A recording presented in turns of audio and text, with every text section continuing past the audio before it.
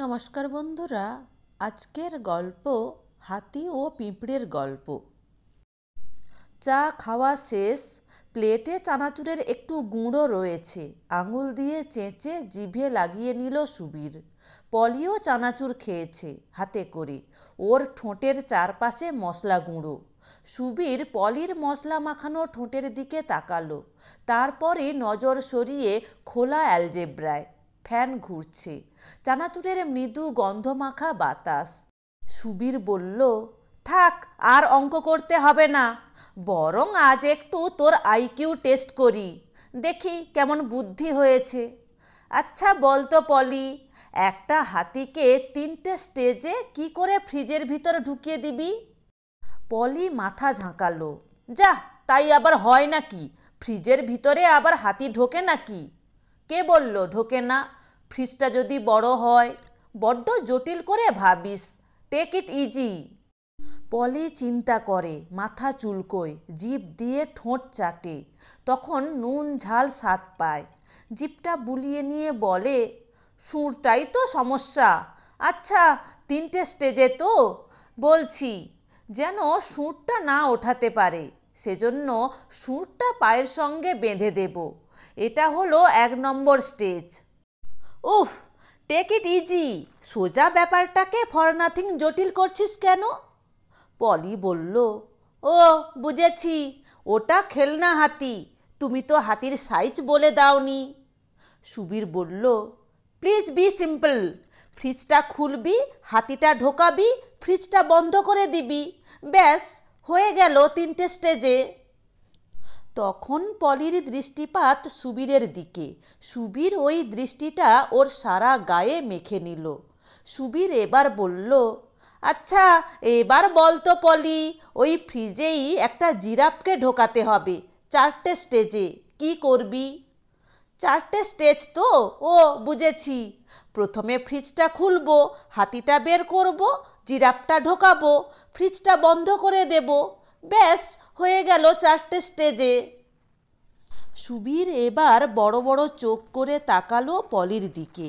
সে কি রে, পেরে গেলি? তুই নির্ঘাত জয়েন্টে চান্স পাবি। কি পড়বি রে, ডাক্তারি না ইঞ্জিনিয়ারিং? বলেই পলির 2 কাঁধে 2 হাত রাখল সুবীর। এখন বারান্দায় পলির মা পলির ঠাকুরমাকে স্নান করিয়ে দিচ্ছে আর বিড়বিড় বকছে, এত করি তবু নাম নেই, কি কষ্টটাই দিয়েছেন আমাকে, আমার নামে কত নিন্দে করেছেন, তবু এই আমিই করি। পলির ঠাকুমা শুনতে পাচ্ছে না, কানে কম শোনে। পলির কাঁধে সুবীরের হাত। পলি সুবীরের হাতটা ধরল, ধরে সুবীরের হাতটা কাঁধ থেকে সরিয়ে হাওয়ায় ছেড়ে দিল। তার মানে পলি এখনও ওই রকমই আছে, নো চেঞ্জ, যদিও বড় হয়ে গেছে। সুবীর পিটপিট চোখে পলিকে দেখল। পলি এখন একটা স্কার্ট আর গেঞ্জি পরে আছে। পলির এখন ক্লাস 9। 8 থেকে 9-এ উঠতে ফার্স্ট হয়েছে পলি, অঙ্কে 94। ওর প্রাইভেট টিউটর ছিল না আগে, কি করে থাকবে? পলির বাবা যে কারখানায় ফোরম্যান ছিল, সেই কারখানা বন্ধ। এই কারখানার যন্ত্রপাতি সব নাকি পুরনো হয়ে গিয়েছিল, নতুন মেশিন বসাবে, বেশ কিছু ছাঁটাই করে দেবে, কর্মচারীরা রাজি হয়নি, শেষকালে বন্ধ হয়ে গেছে। ওই কারখানায় যারা এমনি শ্রমিক ছিল, তারা কেউ কেউ তেলে ভাজা বিক্রি করে রাস্তায়, কেউ জমির দালালি, কেউ হকারি, কেউ ফল কিংবা কাঁচা আনাজের ব্যবসা, কেউ আত্মহত্যা করে বেঁচে গেছে। পলির বাবা তো এমনি শ্রমিক নয়, ফোরম্যান, তাই এসব কিছুই করতে পারেনি। পলির বাবা তখন বাড়িতেই বসে থাকতো আর দিবানিশি পলির মায়ের সঙ্গে ঝগড়া করত। পলির ভাইটা মাঝে মাঝে ওই সব ঝগড়াঝাটির সময় কেঁদে উঠত। পলি কিন্তু ওই সব না শোনার ভান করে বলতো, সুবীরদা এবার এই অঙ্কটা করে দাও। সুবীর পলিকে অঙ্ক করাতে যেত। পলি যখন 7-এ পড়ে, সুবীর তখন 11-এ। সুবীরদের 2টো বাড়ির পরেই পলিদের বাড়ি। পলিদের বাড়ির টালির চালে লাউ গাছ, সুবীরদের বাড়ির কংক্রিটের তৈরি টালি টালি ছাদে বোগেনভেলিয়া।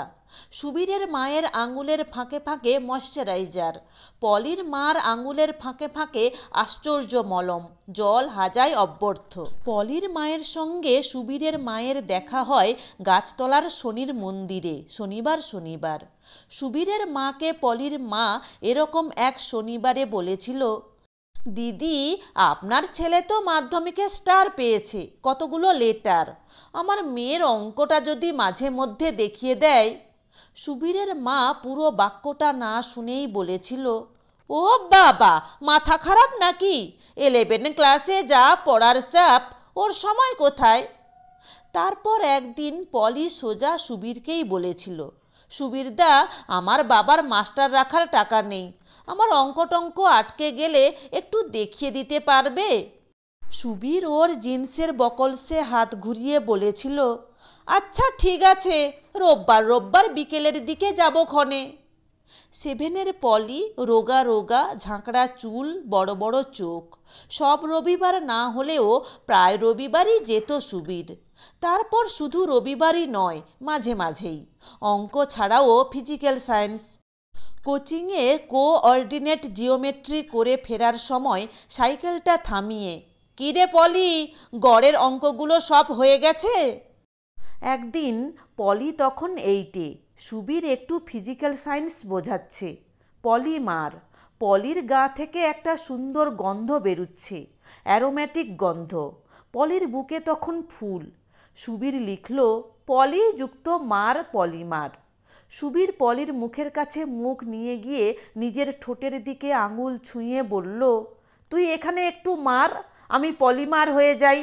পলি খুব সহজ রিন রিন হেসে বলেছিল, এরকম বোকা বোকা কথা বলো না তো, আমি কিন্তু তাহলে ভাইফোঁটা দিয়ে দেব। পলিটা এরকমই, চিন্তায় যত পুরনো মেশিন। ওর বাবার কোম্পানির পুরনো মেশিন চেঞ্জ করা নিয়ে কিন্তু ঝামেলা। ও সব কিছু দেখছে, কিন্তু নিজের চিন্তা ভাবনার মেশিন পাল্টাচ্ছে না। সুবীরের কয়েকজন বন্ধু টন্ধু আছে ওর সেন্ট জেভিয়ার্স কলেজে।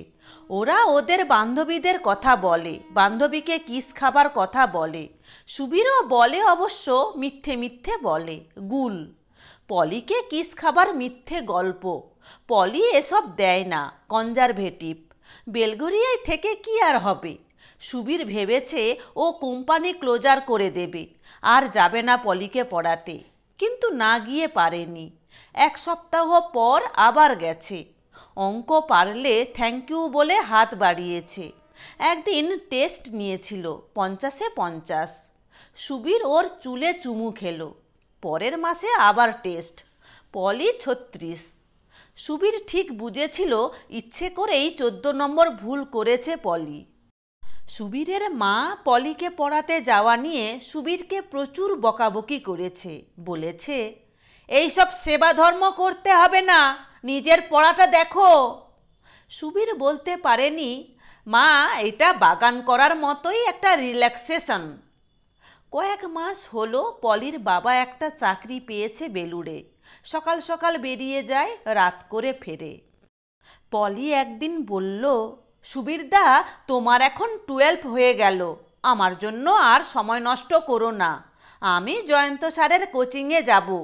সুবীর বলেছিল, আমি কি কখনো কোনো দিন আর কিছু বলেছি না কিছু করেছি?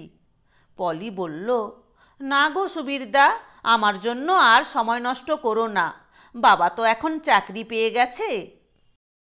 সুবীর এরপর আসেনি অনেক দিন পলিদের বাড়িতে। সাইকেলে যেতে পলিকে দেখেছে ওদের বারান্দায়, সাইকেল থামায়নি। একদিন সুবীর দেখল পলি একটা খুব সুন্দর সালোয়ার কামিজ পরেছে, সেজেছে, খুব সুন্দর লাগছে। বিকেলবেলা সুবীরের মনে হলো কোনো বয়ফ্রেন্ড বাগিয়েছে পলি। সুবীর ফলো করল। পলি ঢুকলো স্টুডিও ম্যাডোনায়। সুবীর দূরে দাঁড়িয়ে রইল। পলি যখন বেরুলো সুবীর সামনে এলো।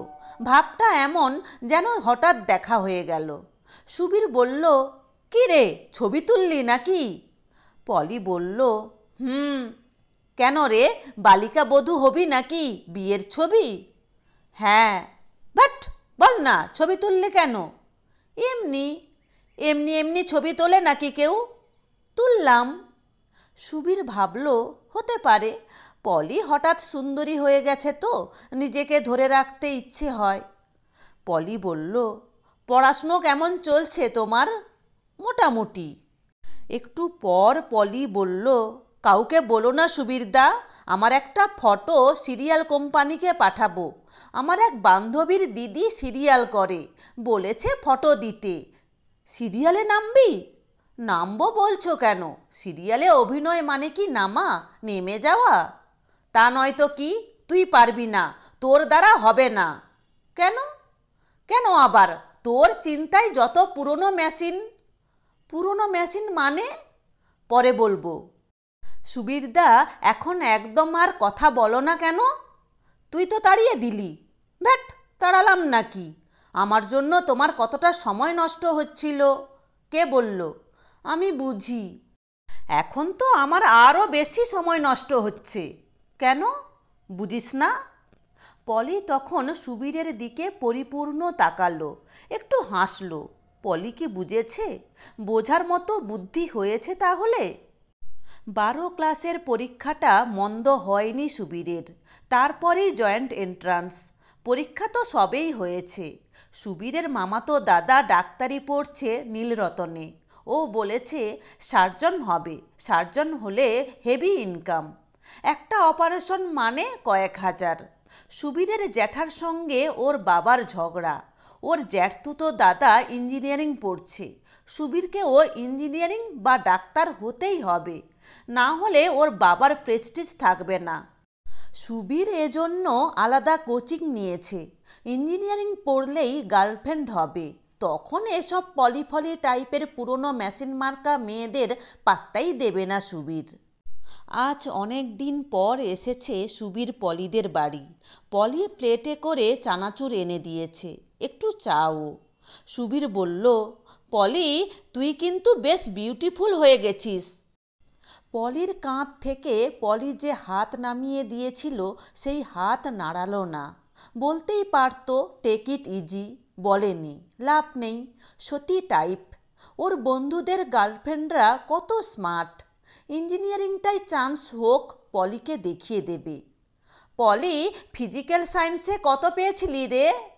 90। জয়েন্ট দিবি? ওরে বাবা, ওসব পরের কথা। আচ্ছা, জিরাফের কন্টিনিউশনে আরও কথা আছে, বলি? বলো, হেভি মজা। শোন, বাঘের বিয়ে, সব জন্তু জানোয়ারের নেমন্তন্ন, সবাই গেছে, একটা জানোয়ার যায়নি। কে যায়নি বলতো? মানুষ জানোয়ার যায়নি, গেলেই তো বাঘ খেয়ে নেবে। হলো না, জিরাফ যায়নি। কি করে যাবে? জিরাফ তো ফ্রিজে বন্দি। ও তাই তো, সেই থেকেই বন্দি। আরও আছে, বাঘের বিয়েতে নেমন্তন্ন খেতে হাতি গেল মোটর সাইকেল চালিয়ে, পেছনে পিঁপড়ে। মোটর সাইকেল অ্যাক্সিডেন্ট হলো, হাতি খুব ইনজিওর্ড হলো, পিঁপড়ের কিছু হলো না। কেন বলতো? পিঁপড়ের কি করে ব্যথা লাগবে? নিউটনের সেকেন্ড ল বলছে force is equal to mass into acceleration. পিঁপড়ের ভর তো খুব কম। আবার আননেসেসারি ব্যাপারটা জটিল করছিস পলি। পিঁপড়েটা হেলমেট পরেছিল, তাই ওর কিচ্ছু হয়নি। পলি খুব সিরিয়াসলি ঘাড় নাড়ল। হ্যাঁ হ্যাঁ, তাই তো, পিঁপড়েটা হেলমেট পরেছিল, সত্যিই তো। তারপরই হাসিতে ফেটে পড়ল। ওই হাসির শব্দ শুনতে শুনতে সুবীর চলে গেল। সুবীর একবারও পিছনে তাকায়নি। যদি তাকাতো দেখতে পেত জানলার শিক ধরে পলি দাঁড়িয়ে আছে। সুবীর হায়ার সেকেন্ডারিতে ফার্স্ট ডিভিশন, 2টো লেটার।